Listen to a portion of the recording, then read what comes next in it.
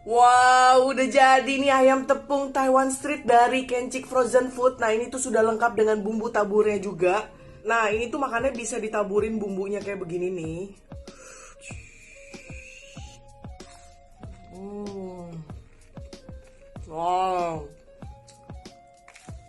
Hmm. Wow. Ini tuh ayamnya tuh bener-bener tuh, liat.